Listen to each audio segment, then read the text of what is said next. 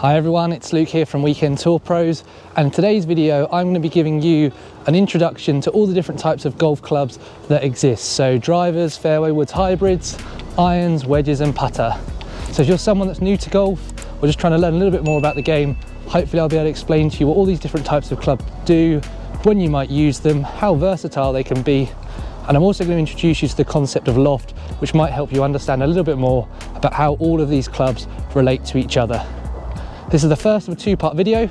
We're going to cover the driver, the fairway wood and the hybrid today. And make sure you stay tuned for the end of the video because there's a little giveaway for you guys. So make sure you stay along, check it out, and you might be able to win yourself some free golf balls. Let's go and start with a conversation about loft, and then we can go on to the best club in the golf bag, the driver.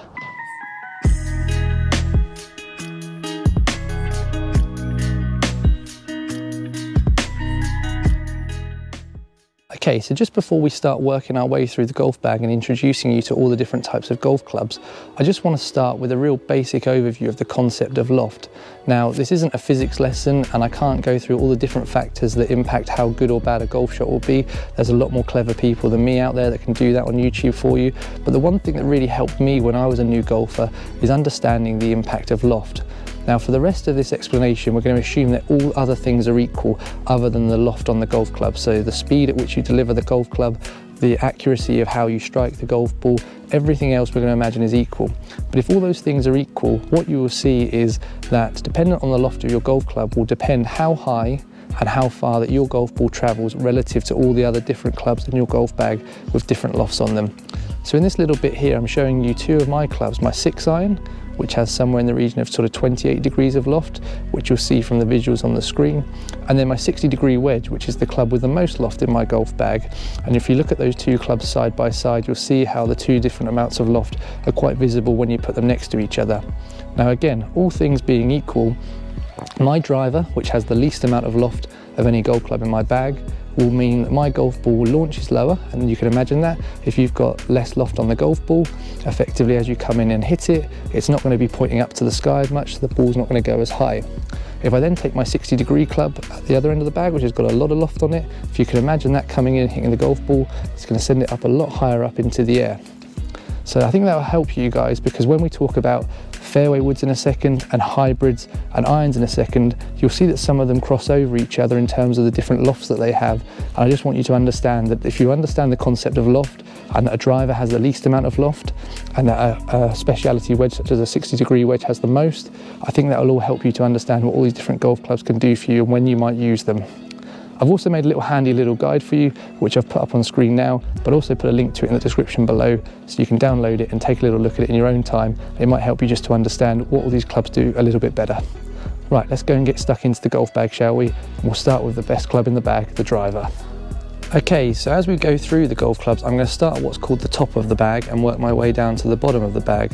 Now, the top of the bag is the golf club that goes the furthest, in this case the driver, all the way through to the club that goes the least amount of distance, all things being equal, and that will be the putter.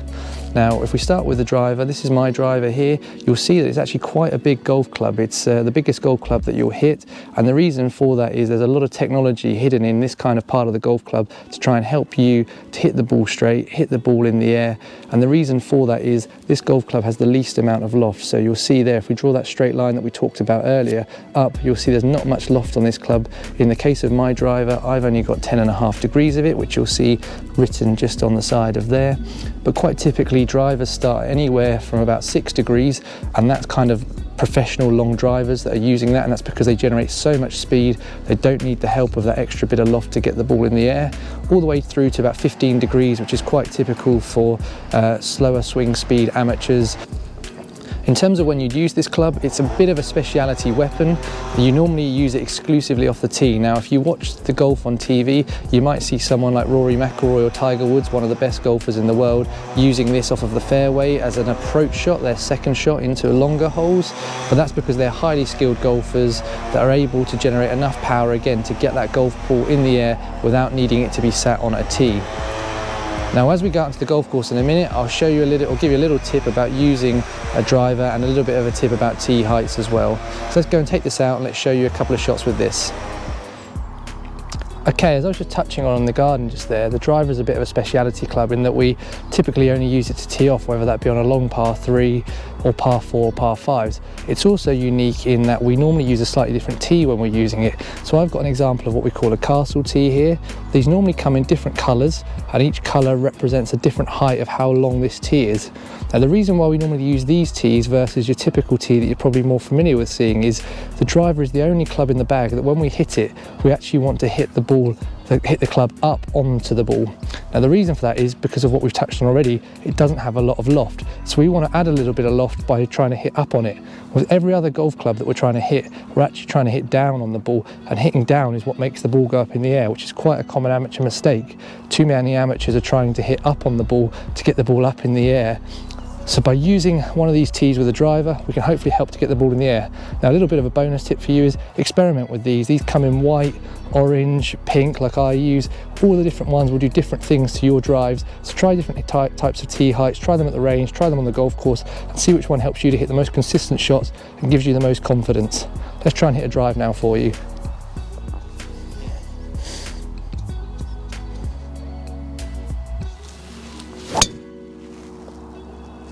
We've just hit a beautiful drive down the right hand side. Hopefully we've hit up on it a little bit using that tee to help us, and that's perfect on the fairway, and away we go. Okay, so after the driver, the clubs that are then next in line are Fairway Woods. Now Fairway Woods are quite a versatile club in the sense that you can use them off the tee if the hole is not long enough that you require your driver, but you can also use it off of the fairway, hence its name of a fairway wood, to try and hit your ball quite a long distance into holes where you've got a long way to go for maybe your second or third shot. Now I've got 2 Fairway Woods in my bag, and again both of these have the loft written on the side of them, so you can see how it varies from my driver. I have a 3 wood, which has got a loft of, hopefully you can see on there, 15 degrees. And I also have a 5 wood, which has a loft, hopefully you can see on there, of 17.5 degrees, also has the fact that it's a 5 wood written on there as well. Now quite typically, fairway woods start at a number 3, and they normally go up to a number 7, although it's quite common these days to see people using 3 and 5 woods. You do see the occasional 7 wood, and what that number correlates to is, as the number goes up, so does the amount of loft, and therefore so does the distance that, all things being equal, you would hit that golf club. So my 3 wood, which is a 15 degree loft, would typically go a little bit further than my 5 wood, but my 5 wood, because it's got that little bit more loft, would send the ball higher up in the air. Now for me, as I touched on in the driver section, don't hit the ball a long way. I find it a little bit difficult sometimes to hit my 3 wood off the fairway, get the required amount of height and loft on the club and get it into the air. So I'd often favour my 5 wood because it gives me a lot more confidence. 3 wood is something I use normally off the tee on slightly shorter holes where I don't need to hit my driver. So again, we'll go and take these out on the course. I'll show you them off the tee. I'll show you me hitting them off the fairway, and you can see the different types of shot that you can use them for.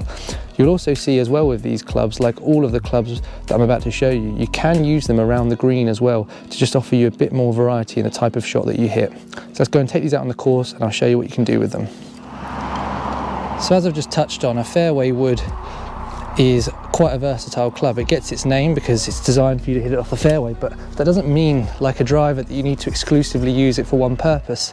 I'm on one of our shorter par 4s here, and I'm going to use it to tee off. Now the reason for that is I'm normally someone that would recommend hitting driver wherever you can, but there's 3 bunkers going down this course, down this fairway, sorry, and they're all in reach if I hit driver. So I want to just avoid them because I want to make sure I've got myself a shot to the green. It's not a long hole, I'll be comfortable with the club I've got in. So I'm going to use a fairway wood to tee off with here.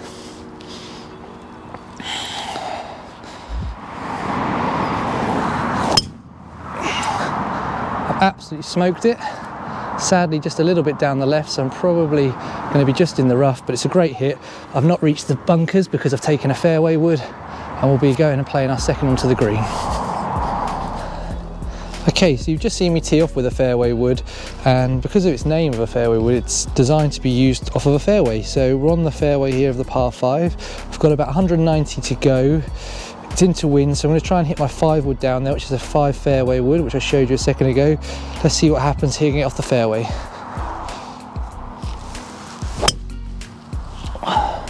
Hit that really well. Unfortunately just a bit right of the green, going to catch the mound. But it's a really good shot, guys. That's exactly what a fairway is designed to do. Pop the ball up in the air, hit it a really long distance. It's going to give me a chip and hopefully a chance for an up and down for birdie.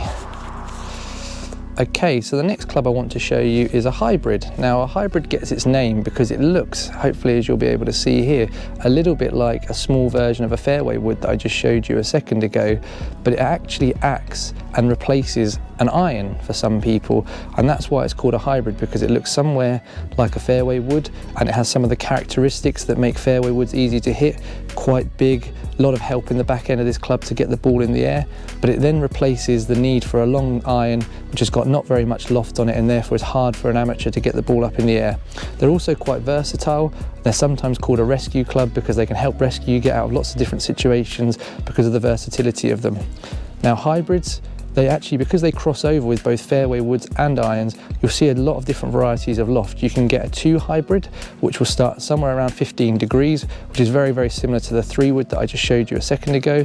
And they go all the way up to somewhere in the region of sort of 25, 26 degrees, which is the equivalent of maybe like a 6 iron as well, which we'll explain to you a little bit more in a second. Now, I only have 1 hybrid in my bag at the moment. I used to have several, but I've moved to kind of using slightly different clubs recently. But I have a 24-degree hybrid. So again, talking about that loft, this has got 24 degrees of loft in it. So if I just put that up straight there against for the camera for you, you'll see that there's just a little bit more loft on that face, which helps to get the ball in the air.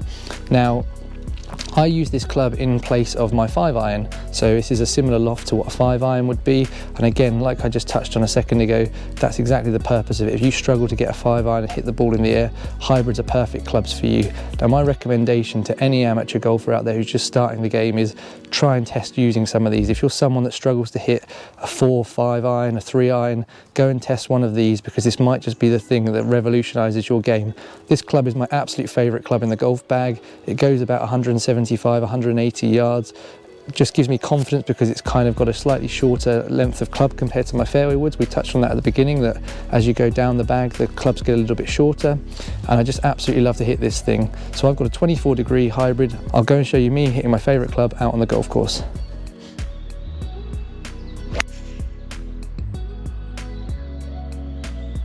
So you've already seen me hit one off of a tee, just like you can with a fairway wood and an iron, and you can also use it off of the fairway, which is what we're going to do now.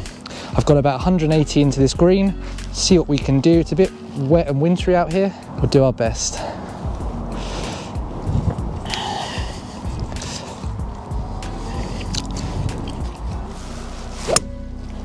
Oh, we've absolutely smoked it. We just flailed it out to the left, sadly. But it's up near the green, maybe a tad short because the wind's caught it. What we'll go up there and do is we'll go and see how you can now chip with a hybrid as well, because it's incredibly versatile.